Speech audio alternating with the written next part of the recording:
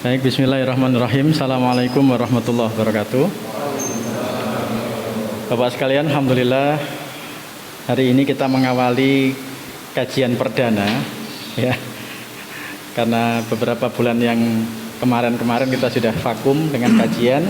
Hari ini kita mengawali dengan mencoba menggunakan atau tetap ya berpedoman pada protokol Covid, protokol kesehatan, sehingga mohon maaf Pak untuk yang sewu belum berjarak, monggo diberi jarak saja.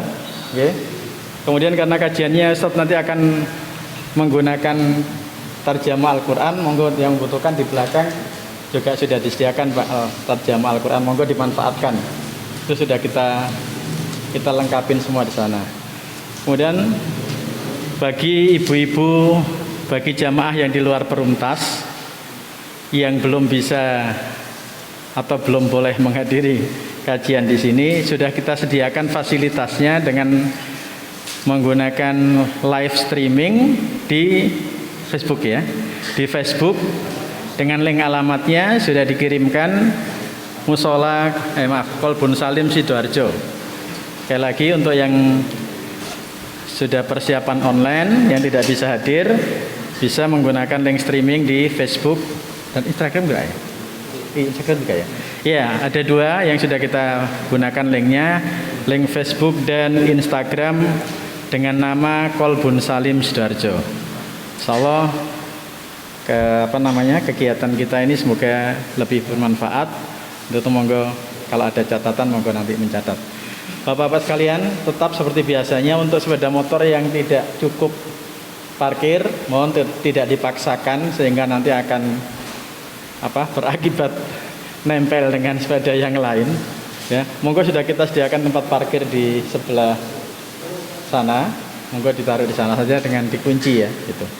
Demikian, monggo disimak kajian seterusnya. Tafadhol Ustaz.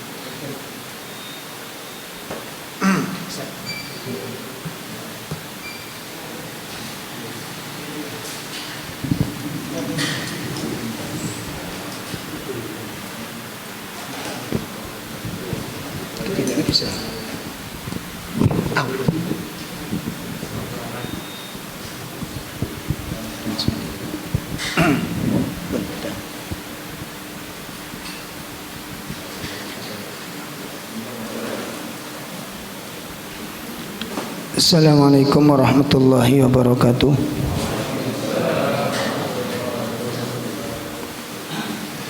Alhamdulillahi rabbil alamin. Wassalatu wassalam ala al-anbiya wal mursalin wa ala alihi wa ashabihi wa man tabi'ahum bi ihsanin ila yaumiddin. Asyhadu an la ilaha illallah wahdahu la syarikalah wa asyhadu anna Muhammadan abduhu wa rasuluh. Ya ayyuhalladzina amanu taqullaha haqqa tuqatih wa la tamutunna illa wa antum muslimun. Ya ayyuhalladzina amanu taqullaha wa qulu qawlan sadida yuslih lakum a'malakum wa yaghfir lakum dhunubakum wa man yuti'illaha wa rasulahu faqad faza fawzan 'azima. I'lamu anna astaqal hadith kitabullah wa khairal hadi hadi Muhammadin sallallahu alaihi wasallam wa syarrul umur muhdatsatuha wa kullu muhdatsatin bid'ah wa kullu bid'atin dhalalah wa kullu dhalalatin finnar. Ikhwatul iman rahimani wa rahimakumullah. Bapak-bapak serta ibu-ibu jamaah majelis taklim yang semoga dimuliakan Allah Subhanahu wa taala. Pertama, mari kita bersyukur kepada Allah atas waktu yang Allah berikan kepada kita, kesempatan yang sangat-sangat mulia ini. Mari kita manfaatkan dengan sebaik-baiknya. Allah telah mengingatkan kita dengan sebuah peristiwa yang kecil, tapi memiliki dampak yang sangat besar sekali. Bagaimana ketika Allah mengambil kesempatan itu? Ya, itulah yang disabdakan oleh Nabi SAW. Ya, makna yang tersimpan di dalam wasiat Rasulullah SAW. Ightanim khamsan qabla khamsin. Jagalah 5 perkara sebelum datangnya 5 perkara. Salah satunya apa? Salah satunya adalah masa luangmu sebelum masa sempitmu. Karena 5 perkara yang disebutkan oleh Nabi, yang pertama adalah masa muda, ya, yang kedua sehat, yang ketiga kaya, yang keempat waktu luang, yang kelima hidup. Ini 5 kesempatan emas. Dan 5 kesempatan emas ini satu saat akan hilang semuanya. Ya, makanya Syekh Salim Id Al-Hilali di dalam kitab Bahjatun Nadhirin ketika mensyarah hadis ini, ya, ketika mensyarah hadis ini apa kata beliau?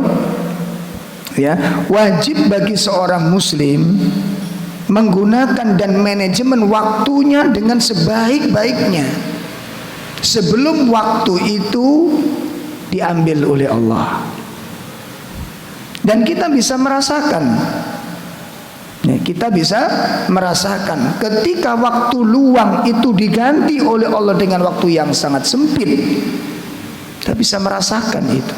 Sholat tidak bisa dengan baik, ya, ibadah di masjid dilarang, ngaji gak boleh, karena adanya fitnah yang namanya ujian, yang namanya penyakit ini. Ini ketika kesempatan waktu luang itu diambil oleh Allah Subhanahu wa taala secara global, secara umum, secara serentak.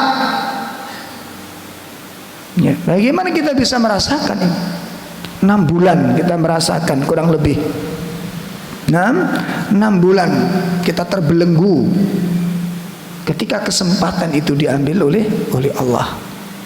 Oleh karena itu kita manfaatkan dengan sebaik-baiknya, ya, dengan kita isi dengan sesuatu yang bernilai, dengan kita isi dengan sesuatu yang berharga. Jadi jangan sampai waktu terbuang tanpa ada nilai-nilai ubudiyah kepada Allah Subhanahu wa taala. Mudah-mudahan waktu yang masih tersisa ini Allah jadikan umur kita sebagai umur yang diberkahi oleh Allah Subhanahu wa taala. Amin ya rabbal alamin. Ikhwatul iman rahimani wa rahimakumullah. Dalam kajian kita malam ini kita akan mempelajari hadis tentang Jurayj yang kita ambil dari kitab Al-Adabul Mufrad yang ditulis oleh Imam Al-Bukhari. An Abi Hurairah radhiyallahu an, dari sahabat Abu Hurairah radhiyallahu an qala, sami'tu Rasulullah sallallahu alaihi wasallam yaqul, saya mendengar Rasulullah sallallahu alaihi wasallam bersabda, ma takallama mauludun minan nas fi mahdin. Ya, Rasulullah menyatakan tidak ada bayi yang bisa berbicara dalam buayan, dalam gendongan. Tidak ada bayi yang bisa berbicara di dalam gendongan illa kecuali Isa bin Maryam, ya, sallallahu alaihi wasallam, kecuali Nabi Isa ibnu Maryam. Ya, kemudian yang kedua wasahibu Jurayj, ya, dan Jurayj. Kisah Juraij. Kila ditanyakan, jadi para sahabat bertanya, ya Nabi Allah, wa ma sahibu Juraij? Wahai Nabi Allah, siapa Juraij itu? Siapa Juraij itu? Kemudian qala Nabi sallallahu alaihi wasallam, Nabi bersabda, fa inna Juraijan, sesungguhnya Juraij itu adalah rajulan rahiban fi sauma'atillah. Juraij itu adalah rahib, seorang rahib, seorang pendeta, ahli ibadah, ya, fi sauma'atin lahu, yang selalu berada di tempat rumah ibadahnya. Jadi dia hampir tidak pernah keluar dari tempat ibadahnya tersebut, kecuali dengan kebutuhan yang sangat mendesak. Dia tidak pernah keluar kecuali untuk beribadah kepada Allah Subhanahu wa taala. Ya. Wa kana ra'i. Lalu ada seorang penggembala bakar, yang menggembala sapi, ya'wi ila asfali sauma'atihi, yang mondar-mandir di bawah tempat ibadahnya dia. Jadi posisi tempat ibadahnya Juraij itu ada di atas, mungkin di atas bukit, dia di lerengnya, dia mondar-mandir di bawah itu tersebut. Wa kanat imra'atun, dan juga ada seorang wanita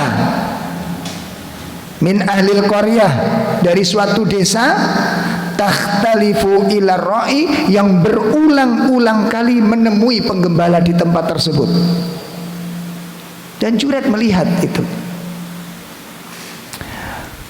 Fa'atat ummuhu yauman, suatu hari ibunya datang ke tempat ibadah Juraij tersebut.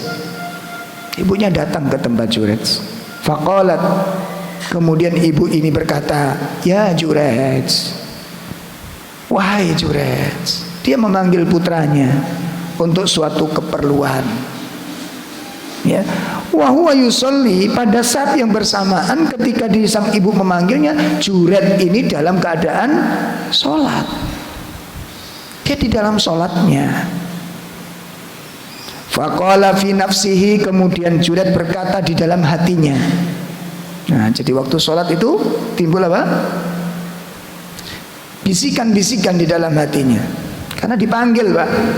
Dan Juraij dengar panggilan itu. Dia berbisik di dalam hatinya, ya. Wa huwa yusolli, pada saat dia sedang sholat, ummi wa sholati, ibuku atau sholatku.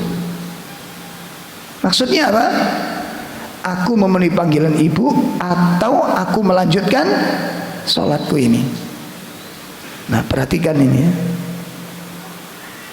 Aku memenuhi panggilan ibu atau aku lanjutkan sholat ini. Ya. Fara'a an yu'thira salatahu, rupanya si Juraij ini mendahulukan, ya, mengutamakan sholatnya. Dia tidak penuhi panggilan ibunya, dia lanjutkan sholatnya. Summa sarahat bihi tsaniyah, kemudian ibunya memanggil kedua kalinya. Faqala fi nafsihi, si Juraij berkata di dalam hatinya, ummi wa sholati, ibuku atau sholatku. Fara'a an yusira sholatahu, dan dia tetap mengutamakan sholatnya. Summa sarahat bihi salisah, kemudian ibunya memanggil ketiga kalinya.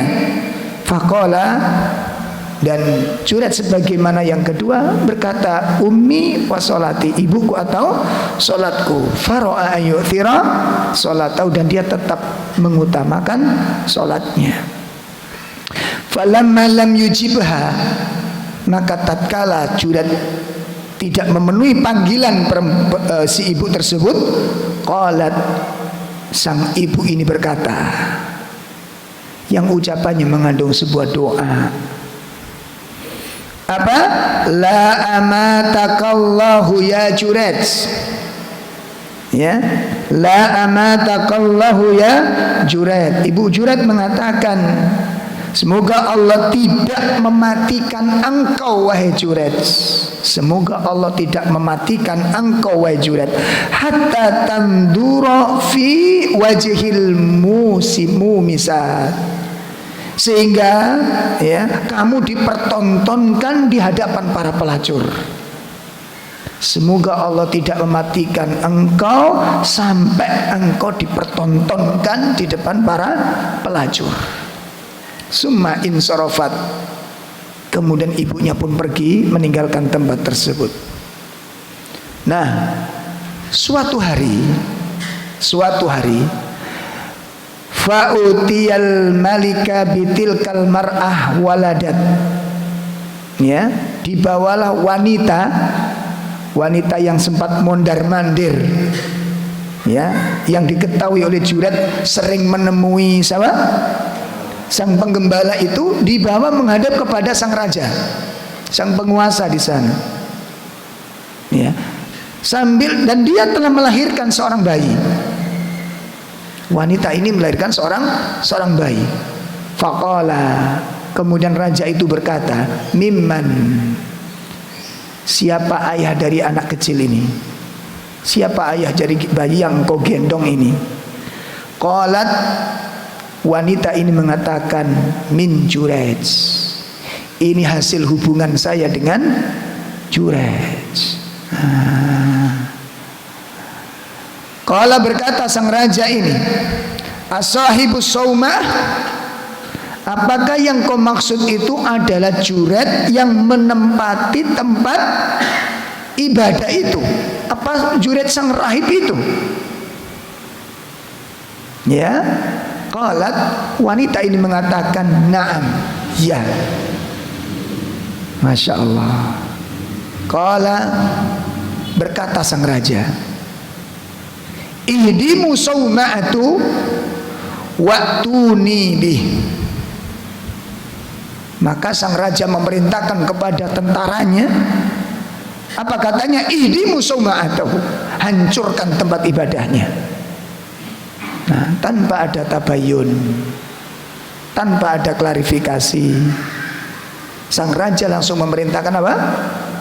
Menghancurkan tempat ibadahnya Juret. Wa'tuni bih, dan bawalah dia kemari untuk dihakimi di sini, diproses ke pengadilan ini.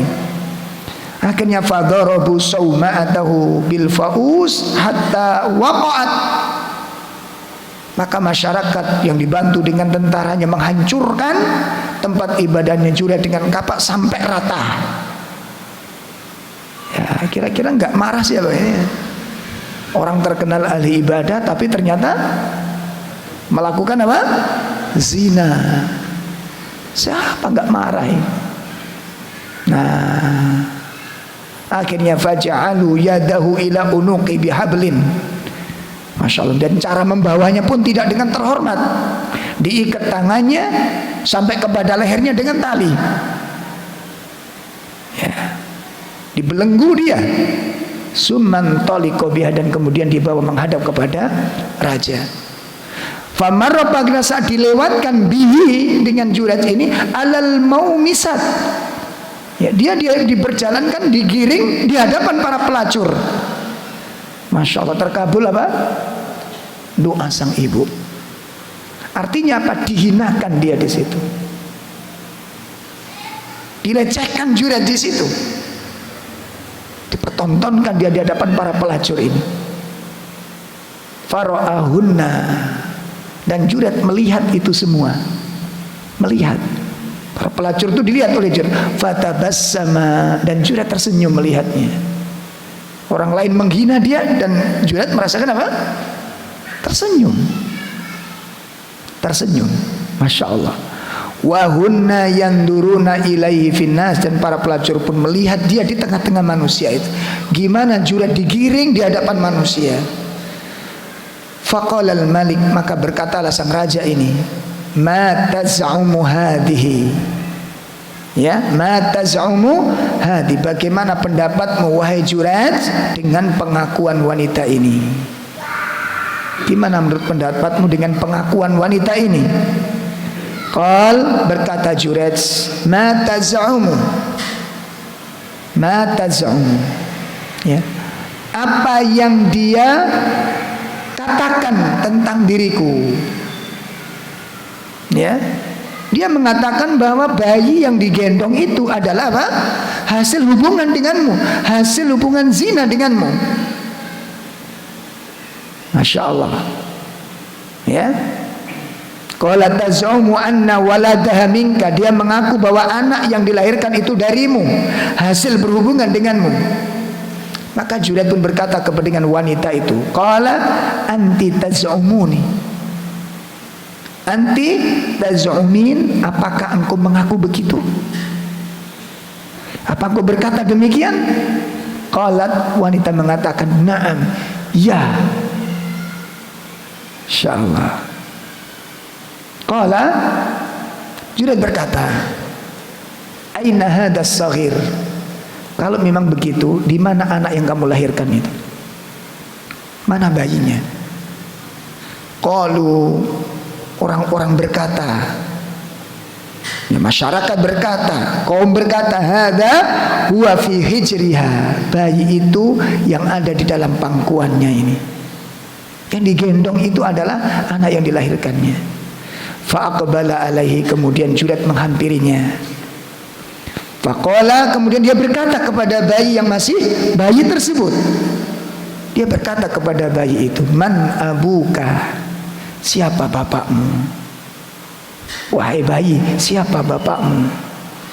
Qala, bayi itu yang merah itu mengatakan, ra'il baqar, bapakku adalah penggembala sapi itu. Nah, begitu mendengarkan satu keajaiban yang tidak pernah terjadi, dan ini merupakan sebuah kebesaran Allah dan bentuk dari kewalian yang Allah berikan kepada Jurayj, ya, dan disaksikan oleh para raja itu. Qalal Malik, berkata sang raja ini dengan penyesalannya dan penuh dengan pengaguman dan penghormatan kepada Jurayj. Apa katanya? Ana ja'alu sawmataka min dahabin, ya Jurayj, apakah sekarang perlu kami bangunkan, kami buatkan tempat ibadahmu dari emas? Ya. Qala, Jurayj mengatakan, la, tidak usah dibangun dengan emas. Min fiddah, apakah perlu dibangun dengan dari perak? Qala, la, tidak usah. Qala fama naj'aluha, terus bagaimana kami harus membuatkan tempat ibadahmu lagi? Ya, bagaimana kami bisa membuatkan tempat ibadah untukmu lagi? Bagaimana? Maka Jurayj pun mengatakan, rudduha kama kanat, kembalikan tempat ibadah itu seperti semula, bangun seperti kemarin saja. Qala, kemudian sang raja ini penasaran, dia berkata, famal ladzi tabassamta, lalu aku ingin bertanya kepadamu. Silakan, kata Jurayj, kenapa engkau waktu digiring itu tersenyum, sementara engkau sedang dihinakan di depan orang banyak, dilecehkan di depan orang banyak, dicemooh orang banyak, kamu tersenyum, kenapa? Qal, dia menjawab, amrun araftu, karena aku sudah tahu persoalannya. Ya, kalau aku dituduh itu aku nggak melakukan, dan aku tahu bahwa mereka sering bertemu di tempat penggembalaan itu. Adraktani, sementara telah menimpaku dakwatu ummi, doa ibuku. Jadi kalau aku sampai terjebak di sini, sampai aku terlibat dalam masalah ini merupakan bagian terkabulnya doa ibuku. Masya Allah. Makanya ini tolong hati-hati nanti, baik anak maupun apa, orang tua. Nasihat bagi kita semua nanti, baik anak ataupun orang tua. Summa akhbarahum, kemudian dia menceritakan semuanya, peristiwa awalnya bagaimana dia sampai terlibat di dalam masalah itu. Nah, ikhwatul iman rahimani wa rahimakumullah, dari hadis ini terdapat pelajaran yang sangat-sangat berharga sekali. Ya. Yang pertama, apa pelajaran yang bisa kita ambil dari hadis ini? Yang pertama, mubahah, diperbolehkan, bahkan dianjurkan untuk memberi nasihat, ya, diperbolehkan atau dianjurkan di dalam memberi nasihat dengan cara menukil kisah atau sejarah dari orang-orang terdahulu. Nah, jadi kalau kita menasihati atau memberikan nasihat kepada siapapun, baik ceramah atau berkhutbah, diperbolehkan kita nukilkan kisah, kita ambilkan cerita, ya, dari kisah-kisah orang-orang terdahulu, dengan catatan, dengan syarat bahwa berita tersebut itu benar adanya, kisah tersebut benar adanya. Jadi ada referensi yang bisa dipertanggungjawabkan. Jadi jangan cerita kancil. Ini kancil iku iki zamane sapa, Pak? Kancil bujuk ya, Pak? Buaya. Insyaallah. Ya. Terus ada lagi malin kundang, ya. Malin kundang. Ini kisah-kisah yang enggak jelas. Kisah-kisah yang tidak valid. Jadi kisah dianjurkan. Kenapa kok demikian? Apa faidahnya? Karena di dalam kisah itu mengandung banyak ibrah. Nanti akan kita jelaskan. Ini pelajaran pertama. Dan Nabi sering menceritakan kisah Bani Israel, orang terbunuh sampai 99 orang terjebak di dalam gua. Jadi di zaman Bani Israel itu banyak terjadi peristiwa-peristiwa yang menakjubkan. Ya, dan itu bisa dijadikan sarana untuk memberikan nasihat supaya lebih mengena. Coba kalau kita ngaji bab sabar, tanpa ada kisah dari sahabat, kita seakan-akan untuk bisa mencapai sabar itu sulit, dan mengagumi kesabaran itu sulit. Tapi begitu kita ceritakan sabarnya sahabat Abu Hurairah, sabarnya Hamzah, sabarnya Bilal, sabarnya, terus akhirnya itu membantu kita sehingga kita berpikir, ya, dengan kisah-kisah para sahabat yang begitu berat cobaan di dalam membawa iman, kita nggak ada apa-apanya sekarang. Terasa ringan kita membawa ujian-ujian kita di zaman kita sekarang ini. Coba bapak-bapak, ibu-ibu, ujian selama kita ngaji, ujian yang paling berat yang jenengan rasakan apa? Hah? Wis tau didoni wong ora? Sampe tau didoni wong ora? Belum apa-apa kita, belum apa-apa. Baru diomong. Iya kan? Dicibir,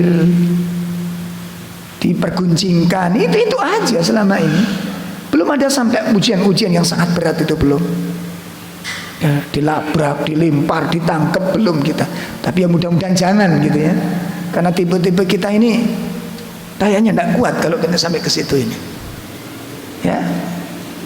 Kefakiran, coba diuji sejauh mana kita kefakiran. Sudah sempat 2 hari gak makan, sehari aja gak makan sama sekali. Nah, ada sebagian ikhwan-ikhwan kita yang baru ngaji, diuji kemiskinan, sampai 1 hari penuh gak makan. Malam baru dapat makan, besok pagi gak makan lagi, sampai malam baru dapat makan lagi. Dan subhanallah, bertahan di dalam rumah tangganya. Nggak cepet-cepet minta cerai sang istri. Awas, hati-hati ini.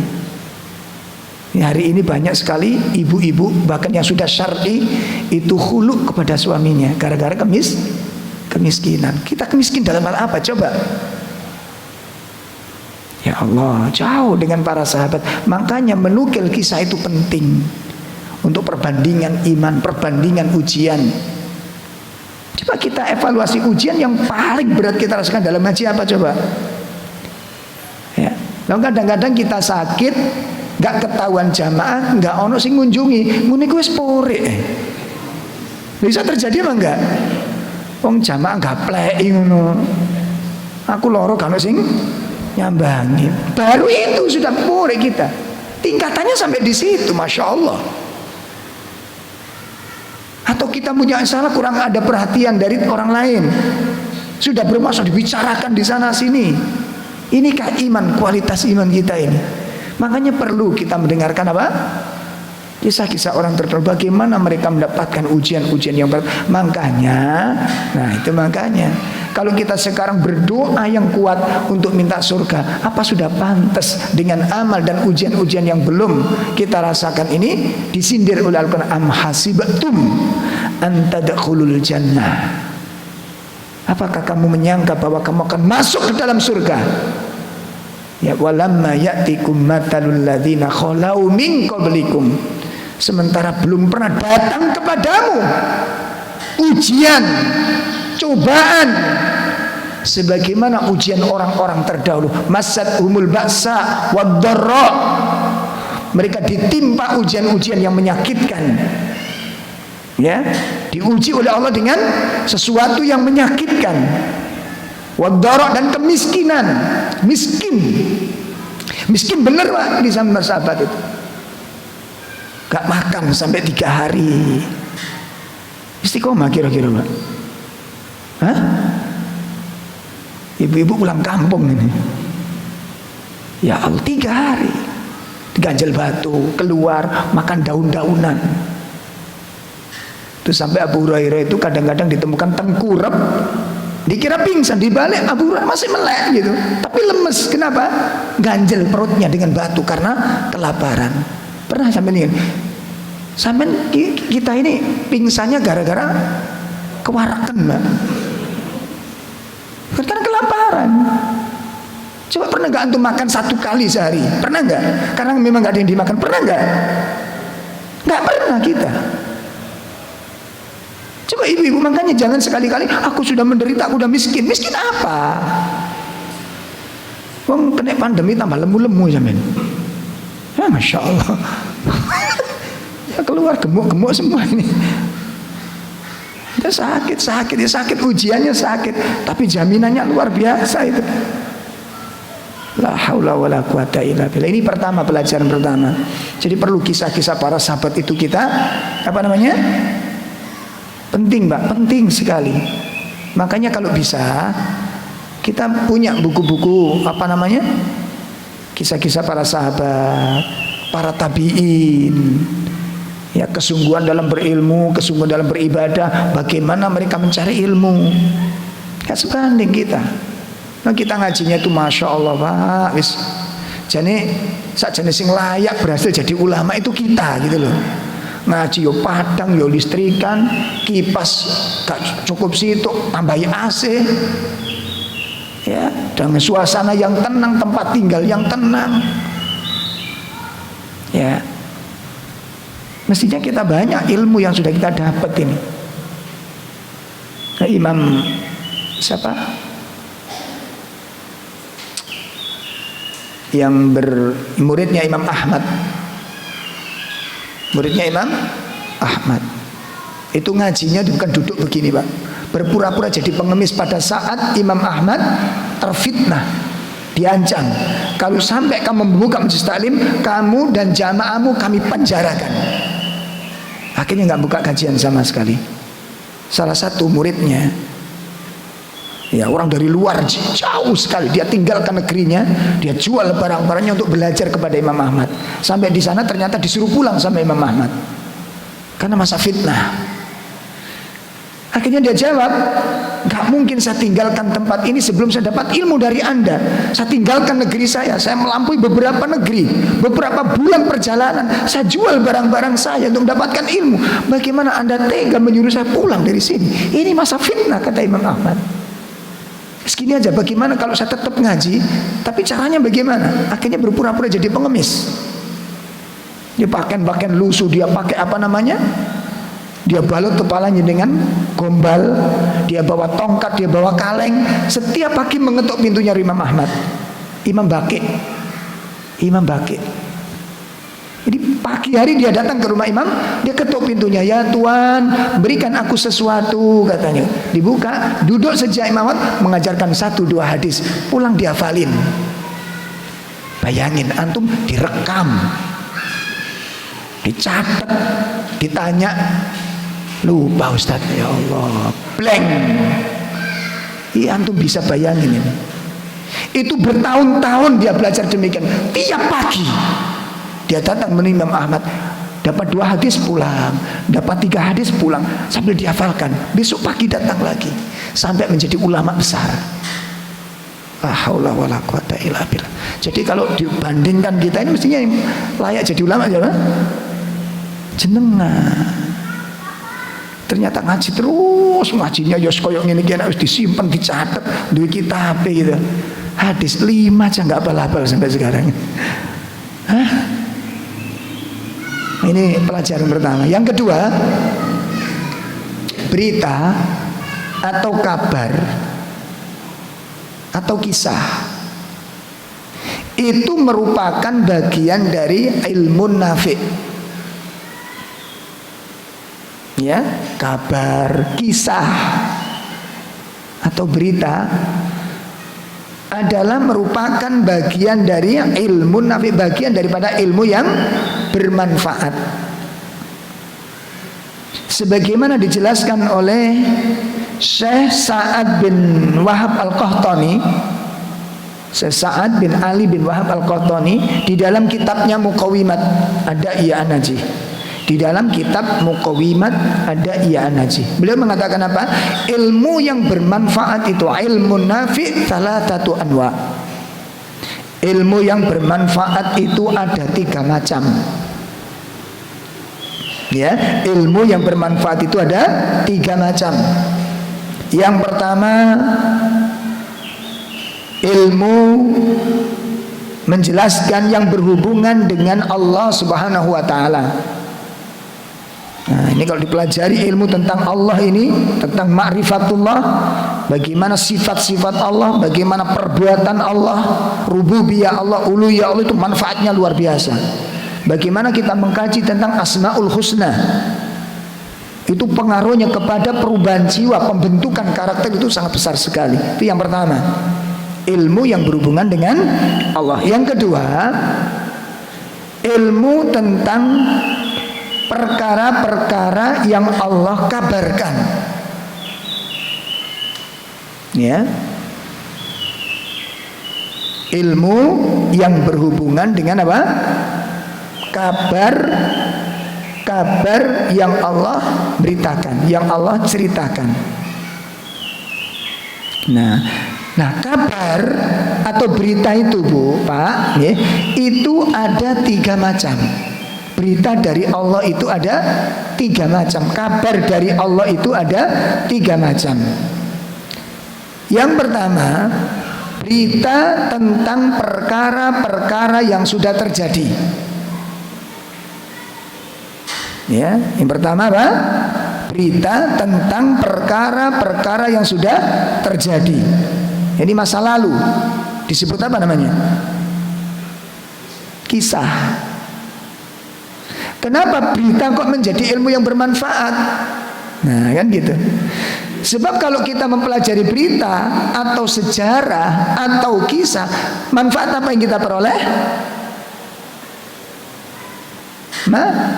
Apa manfaatnya kita mempelajari kisah? Mendapatkan ibroh, pelajaran-pelajaran yang sangat berharga sekali.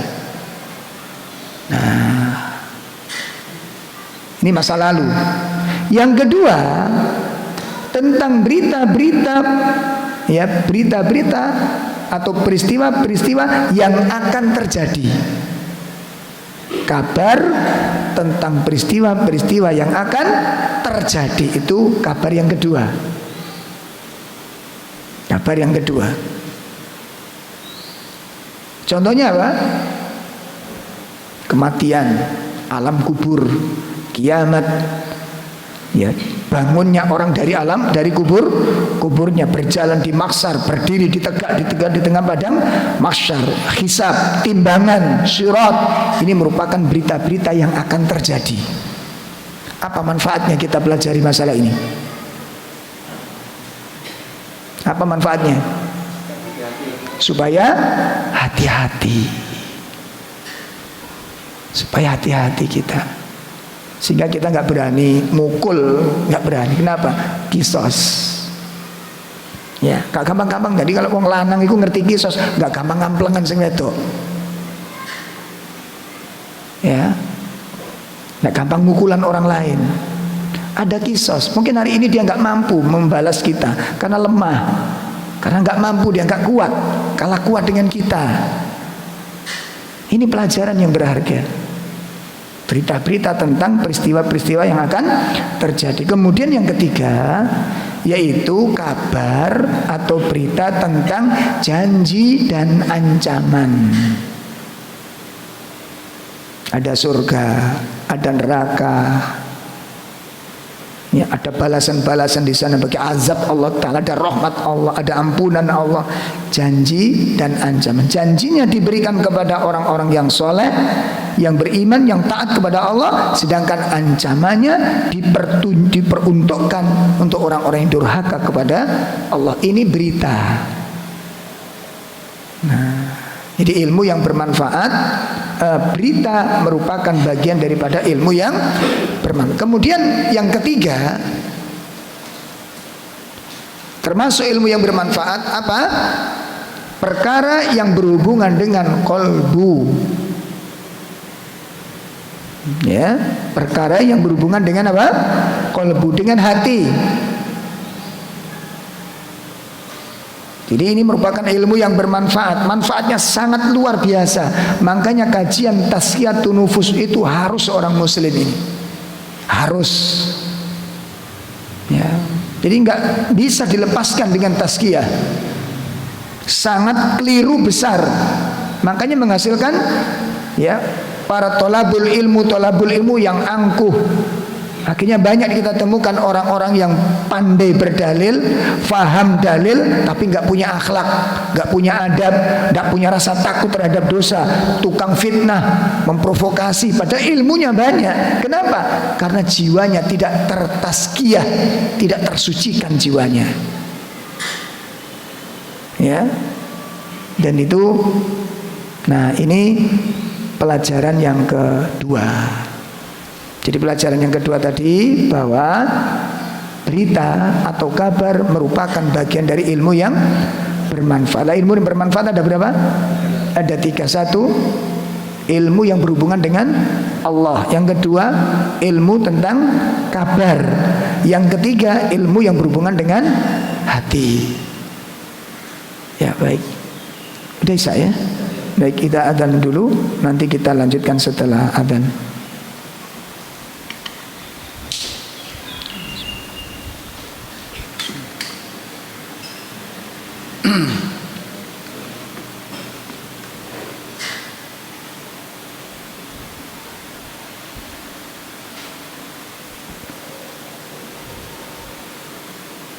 Alhamdulillah, kita lanjutkan pelajaran yang ketiga dari hadis yang mulia ini. Pelajaran yang ketiga dari hadis yang mulia ini adalah menunjukkan tentang, ya, bolehnya membatalkan sholat sunnah. Dibolehkannya membatalkan sholat sunnah pada saat dipanggil oleh orang tua. Nah, jadi pas kita sholat sunnah, orang tua kita panggil, Bang, gak usah ragu-ragu, boleh dibatalkan. Kenapa? Lebih besar mana ini? Sholat sunnah atau memenuhi panggilan orang tua? Lebih besar mana? Kenapa? Wajib. Ini loh, bisa dipahami nih ya? Karena wajib memenuhi panggilan orang tua. Nah, sama dengan istri ketika puasa sunnah. Ada suami di rumah, boleh nggak puasa tanpa izin suaminya? Boleh nggak? Nggak boleh. Wajib izin. Suami bilang nggak boleh, maka nggak boleh puasa. Ini Muharram loh ya. Nah, pas bojone pulang 1 hari cuma pas tanggal itu. Ayo ibu abot nanti Muharram apa abot bojone? Ini ilmu. Di sini perbedaannya nanti, perasaan dengan ilmu itu. Di sini perbedaannya nanti. Kalau menurut perasaan, Mbak, menurut perasaan, sholat dengan orang tua, sholat dengan orang tua lebih mulia mana? Sholat, perasaan. Tapi ilmu menempatkan, kenapa sholatnya sunnah sementara memenuhi panggilan orang tua, taat pada orang tua dalam hal yang tidak bermaksiat, hukumnya adalah wajib. Ya, sama dengan kita berpuasa, ada tamu ke rumah kita. Kalau memang tamu itu faham dengan kita, ngerti keadaan kita, maka kita puasa terus nggak masalah. Tapi kalau nanti dikhawatirkan nanti tamunya sungkan, makan, kita suruh makan sementara kita puasa, iso ngelek murah. Loh, betul apa enggak? Coba antum kalau bertamu ke rumah teman jauh gitu ya, jauh gitu. Terus disuruh makan. Sementara yang punya rumah nemenin enggak makan. Menyen kan enggak makan. Saya puasa, Pak. Mangane piye, Pak sampean? Jange imbuh gak sidoi. Loh gimana? Makanya kalau udah demikian, maka dibolehkan apa? Batalkan puasa untuk menghormati tamu. Kenapa? Wajib menghormati tamu. Bedanya ilmu dengan apa? Perasaan itu. Itu ilmu gitu loh. Maka dibolehkan. Makanya juret termasuk melakukan sebuah pelanggaran kepada orang tuanya ketika dipanggil orang tuanya dan dia tetap mendahulukan apa? Salatnya. Didoakan orang tuanya, terkabulkan doa orang tuanya, dikabulkan doa, dan ini jangan sampai terjadi. Makanya dari pelajaran ini kita pun jangan sampai melakukan perbuatan-perbuatan ya, yang menurut kita itu baik, tapi menurut syariat itu salah, yang berhubungan dengan orang tua. Akhirnya lahirnya sebuah doa yang tidak kita inginkan. Walaupun juret itu orang soleh, walaupun juret itu ahli ibadah, walaupun dia seorang pendeta, dia tidak akan lepas dari doa ibunya. Apalagi kita yang bukan ulama, bukan ahli ibadah ini. Masya Allah.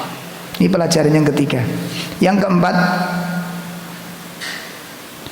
ya, pelajaran yang keempat adalah yajibu ayyatabayyana. Diwajibkan seorang muslim itu tabayyun, klarifikasi, ya, terlebih dahulu ketika mendengarkan laporan atau berita, ya, terutama apabila berita itu berkaitan dengan kehormatan seseorang. Nah, kisah tersebut menunjukkan sang raja begitu dapat laporan perempuan bahwa saya hamil itu karena juret, langsung ada eksekusi. Ini bukan pekerjaan, ini bukan perbuatannya orang-orang yang soleh, ini bukan perbuatannya orang-orang yang berilmu. Sebagaimana terjadi banyak peristiwa di zaman sekarang ini. Dengar ada aliran keliru, langsung labrak. Aliran sesat bubarkan, takoni sesatnya apa mas? Ya roh. Mas pokoknya dia itu terkenal sesat. Terjadi sekarang. Ya, makanya Islam melarang yang demikian ini dan diwajibkan tabayyun. Tabayyun. Hati-hati antum. Berita, walaupun yang membawa berita itu, ngelihat sendiri peristiwanya. Perhatikan ini. Dengar sendiri kabarnya. Bisa dipaham ini? Bisa dipaham? Ada satu riwayat ini, Pak, Masya Allah, lucu sekali. Jadi ada seorang ibu-ibu telepon ke seorang ustadz. Ustadz, mohon penjelasan. Apa yang harus saya lakukan? Rumah saya mau ambruk. Rumah saya mau ambruk. Ditutup foto ini Pak. Ambruk ini, ya ambruk memang. Ini nggak bisa ditempati. Cuma kalau ini saya gadaikan, ini boleh apa enggak? Kalau pinjem ke siapa? Nah sampai ditakoni jawab piye, Pak? Sing sabar. Enten ono. Ngene ambruk melayu ngono. Apa jawabannya? Jadi saya minta tolong ini, atau ada teman-teman yang berkenan minjemi duit dengan jaminan apa namanya ini, sertifikat. Ini sertifikat rumah saya. Nah, untuk memperbaiki ini karena ambruk ini sudah nggak bisa ditempati. Akhirnya sang ustadz ini mengutus salah seorang untuk survei. Betul nggak? Kalau betul, terus rekornya orang ini bagaimana? Akhirnya terjadi wawancara, direkam sama orang yang diutus tadi, itu direkam. Nah, begitu direkam, kenapa kok jenengan hubungi beliau?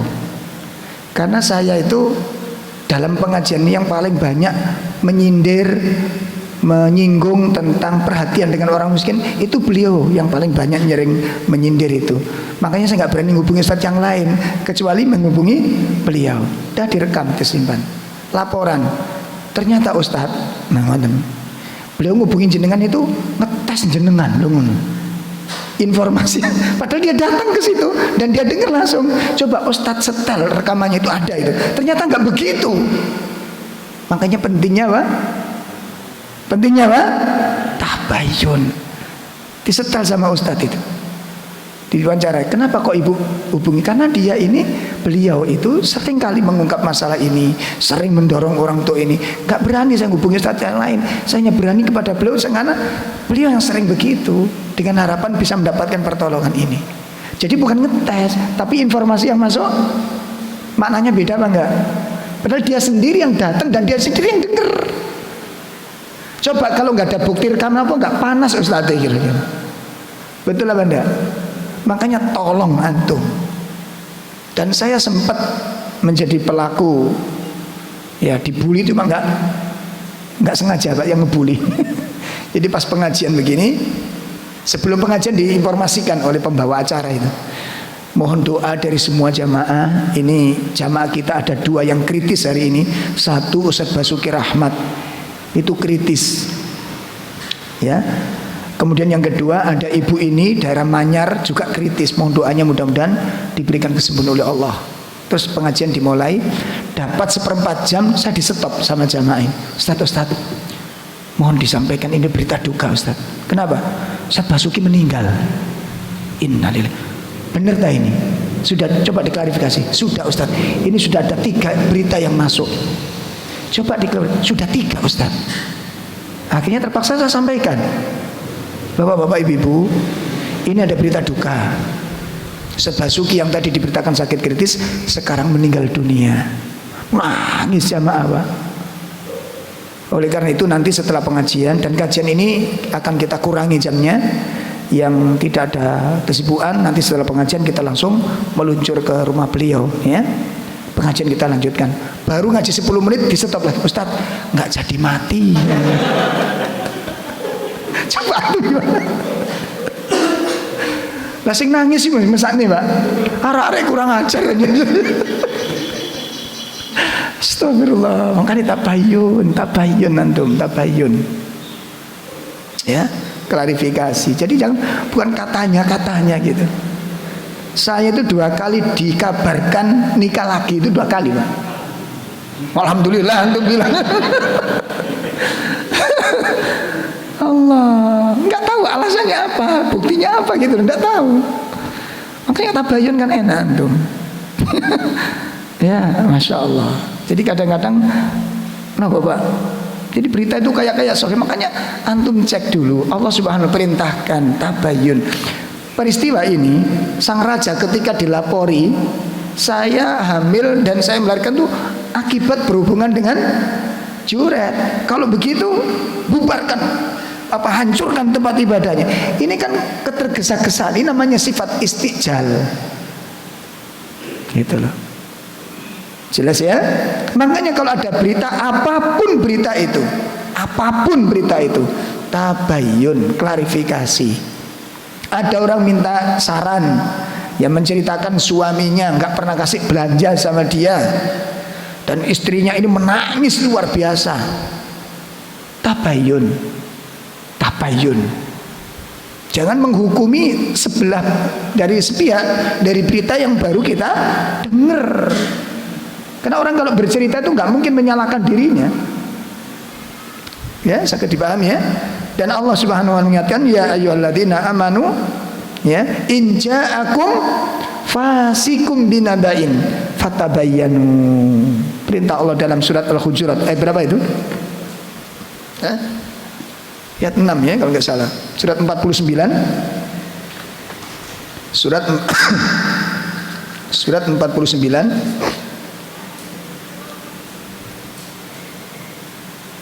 Ya. Surat 49 pada ayat yang ke-6. Wahai orang-orang yang beriman, in ja'akum fasikum binaba'in fatabayyanu.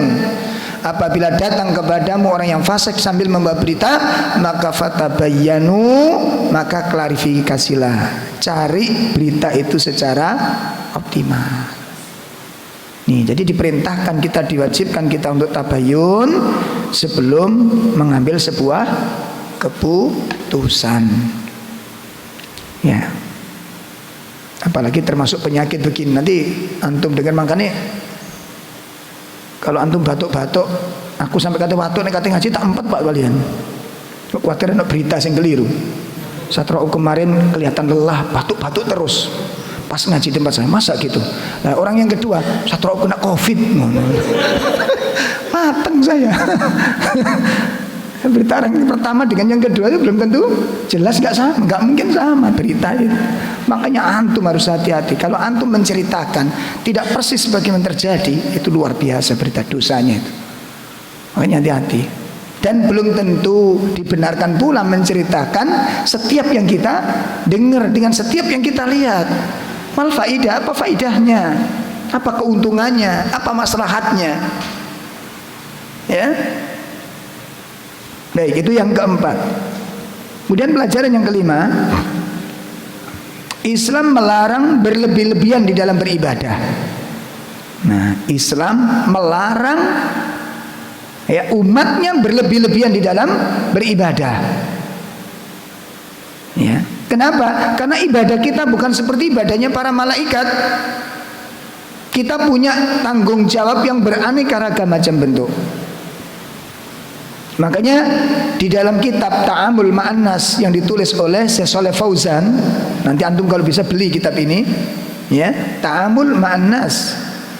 Ya, bagaimana berkomunikasi, berinteraksi dengan sesama manusia. Maka di situ dijelaskan oleh beliau bahwa al-mu'amalatu, mu'amalah itu salasa, ada 3 macam.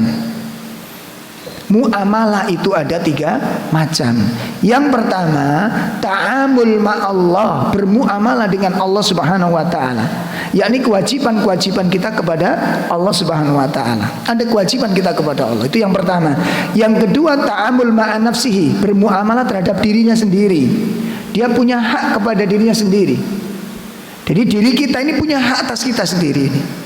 Ya, makanya orang yang merusak dirinya, menghancurkan dirinya, itu haram hukumnya. Dan dia termasuk yang zalim. Termasuk jenengan, mungkin ada yang rokok, ya antum dosa. Karena mendolimi diri sendiri, merusak tubuh antum. Bisa dipahami ini? Karena merusak dirinya. Ya, mendolimi diri sendiri. Dia tidak berbuat memperlakukan dirinya dengan sebaik-baiknya. Ya, dirusak kehidupannya, dirusak kesehatannya. Nah, jadi kalau makanya perbandingan itu, sampean gelem nggak ngemut obat lamuk? Obat lamuk nih, obat lamuk bakar, nah, sampean mut. Wah, beracun Ustaz, rokok luwih akeh racune timbangane obat nyamuk. Ngono lho. Makanya men itu obat lamuk ae.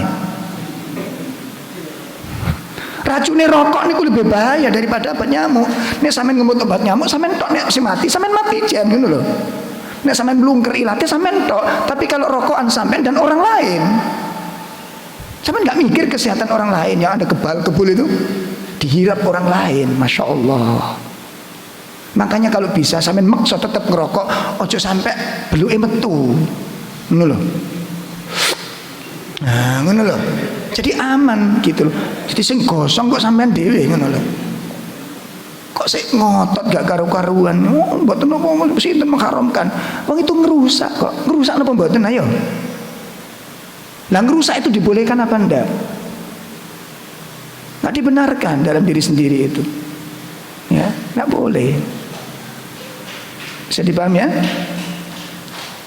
Nanti kalau anak kecil makan obat nyamuk enggak usah dilarang. Enggak apa-apa nak, bapak yang ngerokok enggak apa-apa, makan. Kayak gitu kan? Coba antum ayo dipakailah kali itu. Ya, kalau ada ulama mengatakan ini haram, saya ikut yang haram. Saya ikut yang haram. Ya. Karena dia dari mudorotnya yang luar biasa ini. Bahaya yang ditimbulkan luar biasa. Ya? Jadi Islam melarang apa? Berlebih-lebihan di dalam ibadah. Masya Allah, ada kisah yang sangat menarik dari sahabat Abu Darda radhiyallahu anhu. Ya. Jadi sahabat Abu Darda itu dipersaudarakan dengan sahabat Salman. Dipersaudarakan dengan sahabat Salman. Nah, suatu saat Salman ini datang ke rumah sahabat Abu Darda, ketemu dengan istrinya Abu Darda.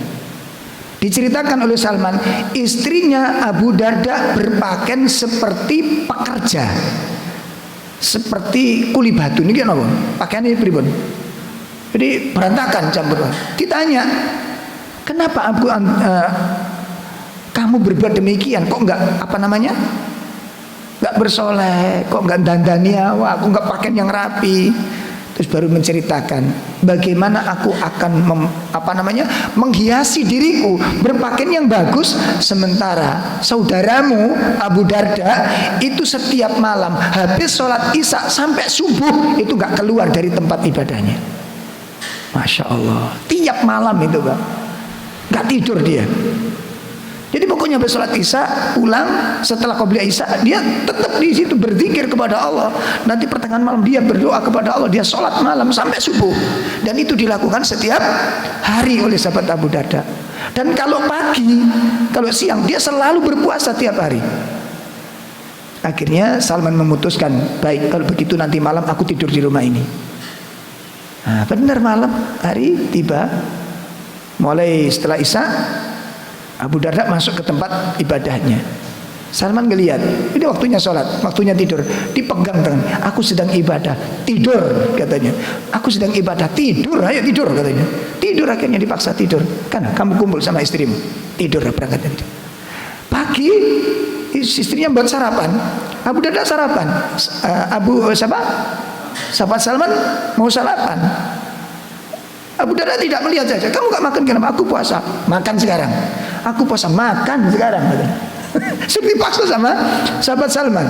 Akhirnya mereka berkata, baik, sekarang mari kita datang kepada Rasulullah. Mana yang benar perbuatan ini? Nah sekarang puasa loh Pak. Puasa itu baik apa enggak? Salat malam baik apa enggak? Insya Allah. Datang kepada Rasulullah SAW, dilaporkan. Apa kata Nabi? Yang benar Salman. Kenapa?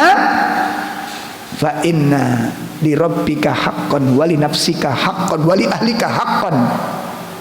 Sesungguhnya untuk Tuhanmu itu ada haknya, untuk dirimu ada haknya, dan untuk keluargamu, untuk istri dan anakmu itu ada haknya. Perhatikan pelajarannya ini Pak. Apa? Sahabat Abu Darda menyibukkan diri untuk taat kepada Allah, disindir dan disalahkan oleh Rasulullah SAW. Terus bagaimana sampai nek sibuk layangan, gak ngereken anaknya belajar, sibuk mancing, gak ngurusi anaknya, sibuk sepedahan. Saya kira mau demi pancal-pancalan saya. Ya. Kalau sahabat Abu Darda disibukkan dengan sesuatu untuk taat kepada Allah dan menghilangkan kewajiban kepada keluarganya, disalahkan oleh Rasulullah dan disuruh meninggalkan perbuatan itu, bagaimana kalau itu bukan ketaatan? Bisa dipahami ini? Nah, makanya kita nggak boleh berlebih-lebihan dalam ibadah. Ya, Contoh kita dalam seminggu itu ada kajian, katakan sudah 5 kali di beberapa tempat. Pas hari Minggu ada kerja bakti di kampung. Ya bersih-bersih apa ini namanya? Lingkungan. Korong-korong dibersihkan. Ayo ngaji ya pekerja bakti. Kecuali kalau nggak ada kajian, kecuali hari itu. Bisa dipahami ini? Nah di sini ada hak yang harus dipenuhi. Ada hak yang harus dipenuhi. Maka perhatikan dengan baik. Ada hak untuk Allah, ada hak untuk diri sendiri, ada hak untuk keluarga, dan hak untuk manusia. Istri juga demikian. Kajian, ada tafsir, ada taksin, ada tarjim, ada ikut salah satunya, ya, ikut salah satunya. Jadi kalau ada suami, ya datangi suaminya. Jangan sampai terus laporan, ini setoran gitu ya. Suaminya tidak dihiraukan, tidak dibenarkan demikian. Kemudian yang keenam, pelajaran dari hadis ini tentang haramnya fitnah. Haramnya fitnah dan berita bohong. Makanya kita jangan sampai menjadi pembawa-pembawa berita dusta. Karena kerusakan yang ditimbulkan karena sangat banyak sekali, Pak. Kerusakan yang ditimbulkan darinya ini sangat banyak sekali. Ya, hilangnya rasa amanah, hilangnya rasa keamanan, hancurnya kehormatan seseorang. Ya, seperti kasus-kasus isu yang tidak bisa dipertanggungjawabkan. Baik, ini pelajaran yang keberapa? Yang keenam, haramnya fitnah. Oleh karena itu kita berharap kepada Allah Subhanahu wa taala mudah-mudahan bermanfaat. Kemudian yang terakhir, yang kedelapan, wajib untuk memuliakan dan berbuat baik kepada kedua orang tua. Dan tidak boleh kita haram untuk berbuat buruk kepadanya, untuk menyakiti perasaannya, memancing perbuatan terwujudnya doa-doa yang tidak baik. Maka ini diperhatikan dengan baik. Dan bagi para orang tua tidak boleh tergesa-gesa mendoakan ya dengan doa-doa yang tidak baik kepada anak-anaknya, karena doa itu bisa terkabulkan, mendapatkan kesengsaraan yang sangat mengerikan. Ini pelajaran-pelajaran yang bisa kita dapatkan dari hadis tentang Jurayj ini. Mudah-mudahan Allah Ta'ala memberikan pencerahan kepada kita dan tambahan ilmu kepada kita. Mudah-mudahan ini menjadikan tambahan keimanan dan keyakinan kita kepada Allah Subhanahu wa taala. Sallallahu ala nabiyina Muhammad. Subhanakallahumma bihamdika asyhadu an la ilaha illa anta astaghfiruka wa atubu ilaik. Assalamualaikum warahmatullahi wabarakatuh.